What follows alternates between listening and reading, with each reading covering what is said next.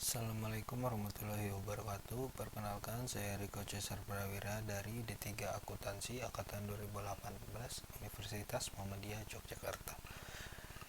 Di sini saya akan menjelaskan transaksi jasa keuangan syariah. Yang pertama ada syarf. Definisi dari syarf. Pengertian al-syarf secara etimologi artinya al-ziyadah atau penambahan, al-ard atau seimbang, penghindaran atau transaksi jual beli. Syarf adalah jual beli suatu valuta dengan valuta asing. Valuta asing di sini maksudnya adalah mata uang luar negeri seperti dolar Amerika, pound sterling, Inggris, ringgit, Malaysia, dan sebagainya. Syarf juga bisa diartikan sebagai jual beli uang logam dengan uang logam lainnya. Misalnya jual beli dinar, emas, dan dirham perak. Di sini ada rukun dari syarf. Rukun dari akad syarf yang harus dipenuhi dalam transaksi ada beberapa hal, yaitu ada 3. Yang pertama, pelaku akad. Pelaku akad yaitu ba'al atau penjual, adalah pihak yang memiliki valuta untuk dijual, dan musyartari atau pembeli adalah pihak yang memerlukan dan akan membeli valuta. Yang kedua ada objek akad, yaitu syarf atau valuta, dan sirus syarf atau nilai tukar. Yang ketiga ada syikha, yaitu ijab dan qabul. Syarat dari akad syarf yaitu valuta sejenis atau tidak sejenis. Apabila sejenis, harus ditukar dengan jumlah yang sama. Apabila tidak sejenis, pertukaran dilakukan sesuai dengan nilai tukar. Dan ada juga waktu penyerahan atau spot. Batasan-batasan pelaksanaan valuta asing yang juga didasarkan dari hadis-hadis yang dijadikan dasar bolehnya jual beli valuta asing. Batasan-batasan tersebut antara lain: 1. Motif pertukaran dalam rangka mendukung transaksi komersil, yaitu transaksi perdagangan barang dan jasa antar bangsa, bukan dalam rangka spekulasi. Yang kedua ada transaksi berjangka harus dilakukan dengan pihak-pihak yang diyakini mampu menyediakan valuta asing yang dipertukarkan. Contoh pelaksanaan: seseorang menerima gaji dengan rial Saudi, lalu dia menukarkan dengan rial Sudan. Sedangkan 1 rial Saudi sama dengan 3 rial Sudan. Maka hal ini dinilai boleh, yaitu menukar uang kertas suatu negara ke uang kertas negara lain meskipun objek penukaran berbeda nilainya, namun dengan syarat bahwa serah terima dilaksanakan di tempat transaksi. Yang kedua ada wadiyah. Wadiyah secara bahasa berartikan titipan atau amanah.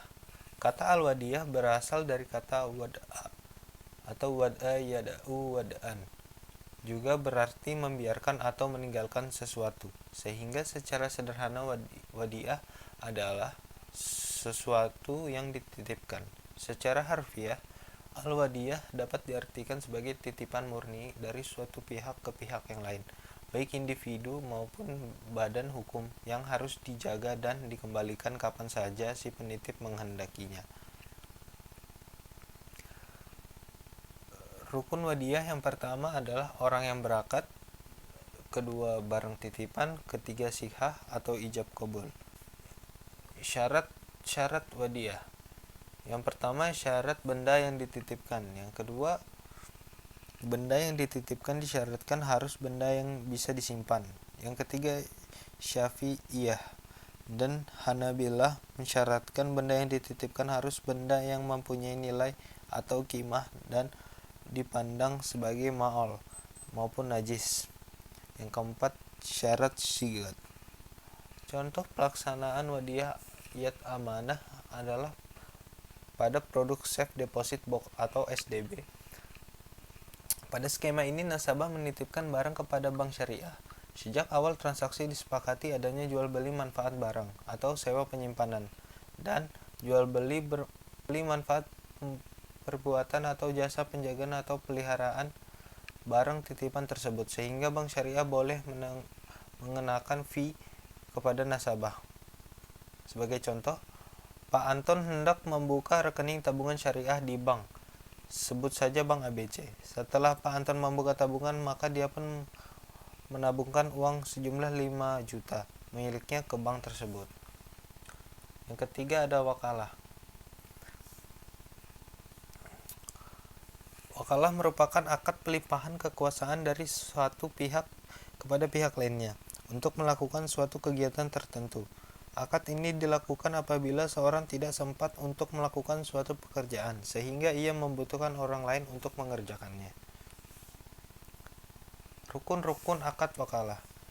Yang pertama, adanya pihak yang mewakilkan dan yang menerima wakilan. Yang kedua, adanya objek wakalah atau barang pekerjaan yang akan diwakilkan.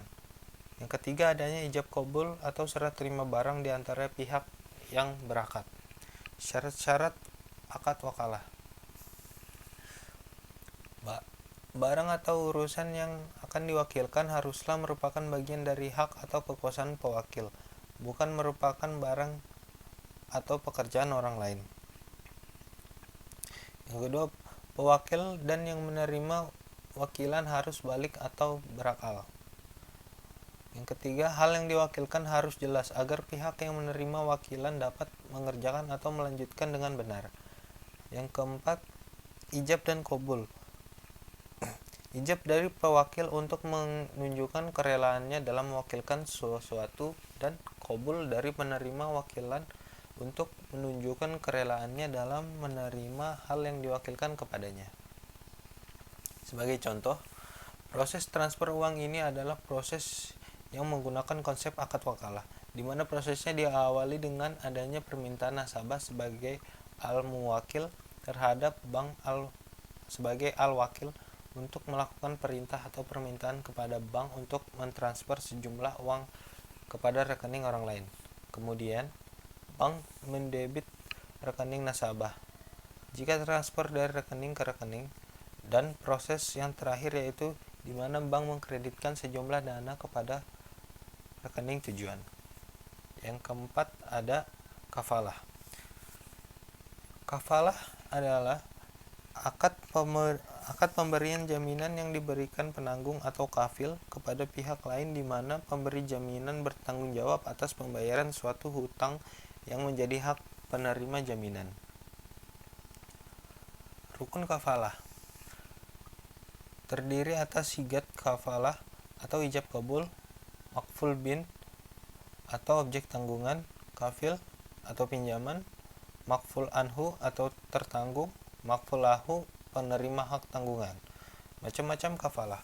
Kafalah jiwa dikenal pula dengan sebutan damul wajhi atau tanggungan muka, yaitu adanya kewajiban bagi penanggung untuk menghadirkan orang yang ditanggung kepada yang ia janjikan tanggungan atau makful lahu.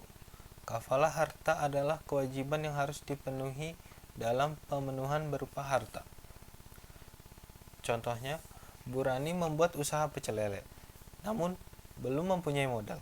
Sedangkan Disa sudah ingin memesan pecel lelenya. Agar tidak kehilangan konsumen pertamanya, maka dari itu Bu Rani mencari dana untuk meminjamkan uang untuk usahanya.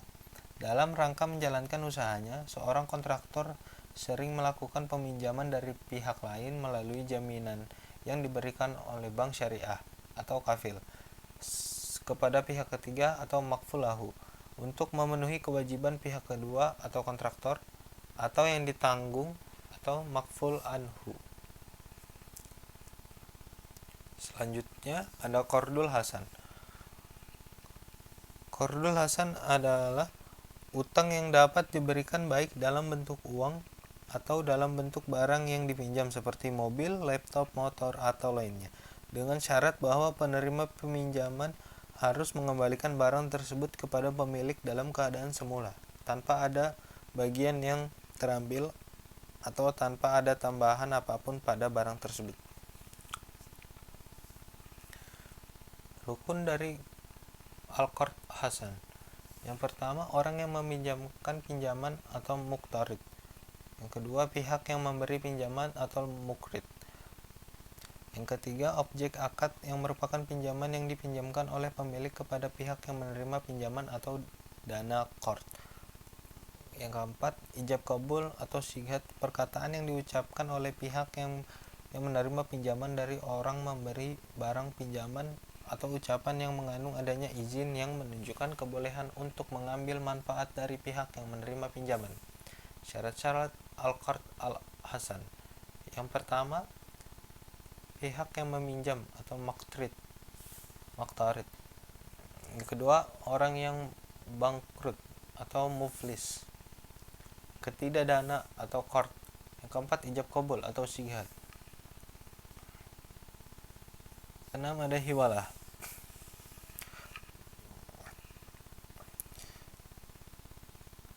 Hiwalah adalah al-intikal atau al-tahwil, artinya ialah memindahkan atau mengoperkan. Maka Abu Rahman al-Jaziri berpendapat bahwa yang dimaksud dengan hiwalah menurut bahasa ialah pemindahan dari suatu tempat ke tempat yang lain. Hiwalah ialah pengalihan utang dari orang yang berutang kepada orang lain yang wajib menanggungnya. Contoh penerapan hiwalah. Tumi mempunyai hutang kepada Ines sebesar 200.000.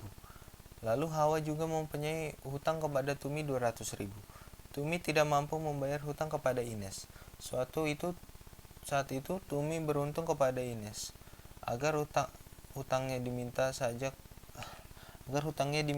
kepada Hawa. Dalam hal ini Hawa lah yang akan berhubungan dengan Ines dan hutang Tumi kepada Ines terputus. Namun Tumi tetap harus memberitahu hal ini pula kepada Hawa, bahwa pembayaran hutangnya dialihkan. Maka kedudukannya Tumi sebagai muthal atau dipindahkan haknya, sedangkan Ines dinamakan muhil, memindahkan haknya, dan Hawa sebagai muhal alai atau menanggung hak. Yang ketujuh ada rahan. Rahan berarti tetap dan lestari, seperti juga dinamakan al-hasabu, artinya penahanan. Begitupun dikatakan nimatun rohinah, artinya karunia yang tetap dan lestari. Arahan juga berarti al-subut atau al-habs, yaitu penetapan dan penahanan. Sedangkan dalam dunia perbankan syariah biasa disebut dengan agunan dan jaminan. Agunan adalah jaminan tambahan, baik berupa benda bergerak menerima maupun tidak bergerak yang diserahkan oleh pemilik agunan kepada bank syariah atau UUS, guna menjamin pelunasan kewajiban nasabah penerima fasilitas.